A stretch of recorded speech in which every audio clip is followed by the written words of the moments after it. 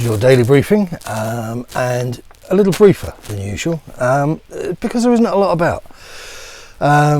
But what I thought might be worth discussing is we've got a lot of work ahead of us, and in yesterday's piece I wasn't overly optimistic about the short term in terms of the next 2 or 3 years, and that's what Daniel Levy was talking about in his video announcement.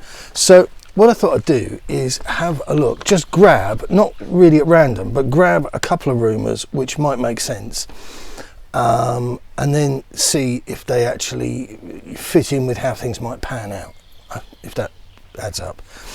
So Serge Aurier could fetch as much as 20 million euro if he goes to PSG. I think that's highly likely. I would be tempted to say that's pretty much a foregone conclusion. I think player personal terms were thrashed out some time ago, and we're literally waiting for these two new guys to come in, for them both to arrive, and then that'll get done. Sissoko to Napoli is one that's sprung up this morning. That comes from Sky Sports Italy, who bizarrely are much more reliable than Sky Sports England. And I was kind of, well, how do you be shocked about something which makes perfect sense? His estimated value is 10 million euro. What is he, 32, 36? 41, you know, I mean, he's in the autumn of his playing career by anybody's standards. But you stick those two together, and what did we get for Foyth? Was that 15 million euro? So that's 45 theoretically in the bank. And so those are outgoings. So if we look at incomings, Paulo Fonseca, according to La Repubblica, which is not a great foreign outlet in my opinion, I could be wrong, picked up by Sun Sports. Two names mentioned there: Lorenzo Pellegrini, who's a midfielder, first team starting choice, made lots of appearances last year, scored 7 times and picked up 10 yellow cards. There's a little devil in him.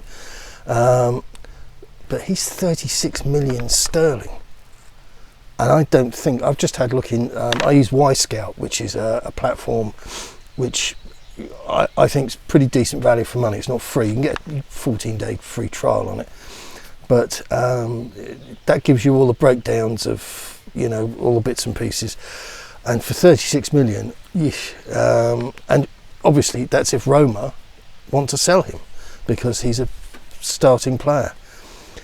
The other one from Roma is Gonzalo Villar, and this season coming will be his 3rd season for Roma, but he's another starting 11 player, defensive midfielder. This guy, the other guy was an attacking midfielder.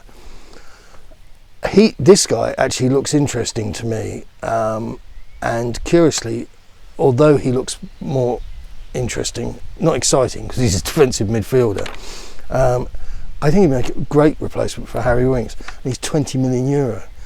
But this is just to show you, as much as anything, this paper's rattling, which is going to sound terrible on the mic, it just goes to show you how the living within your means, which is not something I'm allergic to, but we're going to be really hard pressed to bring in anything approaching quality in this window, because the value of the players going out.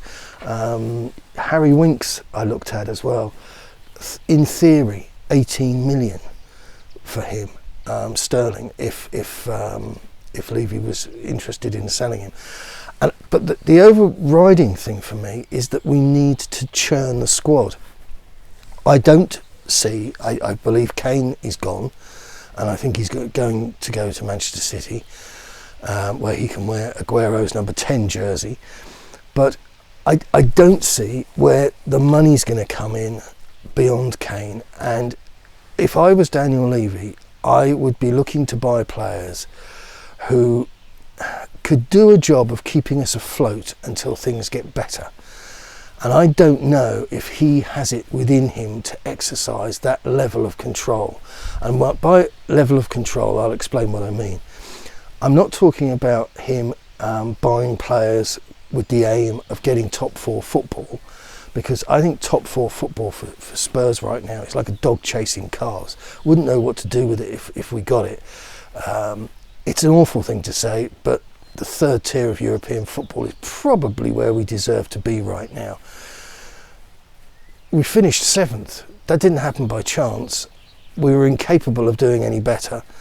And when it came into the final analysis with that business with Dinamo Zagreb in the Europa League, we were just utterly hopeless. So the idea of what you want to sell, and it's going back to this business of Harrods prices for happy shopper product, where we need to go in terms of players is to keep the ship steady, so we can then mount a rebuild and a recovery when we've got money to do so effectively. So when I say Daniel Levy needs to control himself, I'm talking about his urge to look for something that's going to cost him between 10 and 20 million euro on the basis that he thinks he can sell it for 40 at the end of the season or the following season.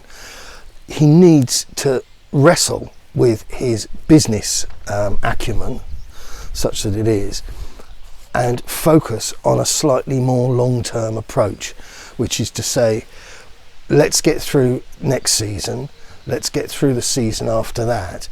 And I think, and I'm sounding extraordinarily measured here, which is slightly frightening, but I think only then we'll have an idea of what sort of money is coming back into the club from fans.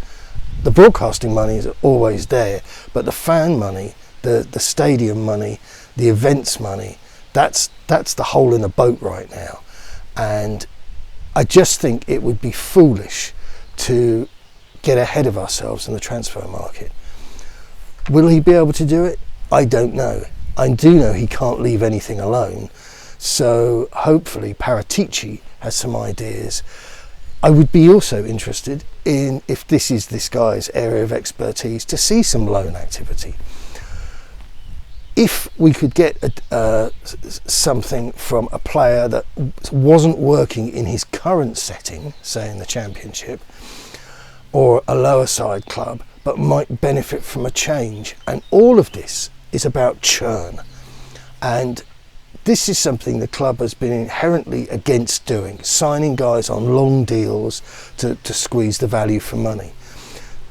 I think Levy has to really adopt a different mode of operation for at least the next 2 seasons, and some loans without options to buy. Just take advantage of the talent, but get it in at the right price so you're not hemorrhaging money on salaries, and resist the urge to buy cheap, polish up and sell high.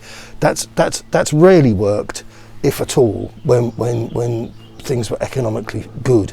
So I don't think now is the time for that practice, that sort of experiment business. I just don't think that's the right time at all. We cannot afford any more duff players or players that need an extraordinary period of bedding in time, and just get players in who can play and do a job and keep things going until the economy comes back. Right, I warned you that was short, but I think that's the best thing we can do today, is look at the values of players and work out a strategy that's actually going to bring some stability for the next couple of seasons. Good luck, keep it Tottenham.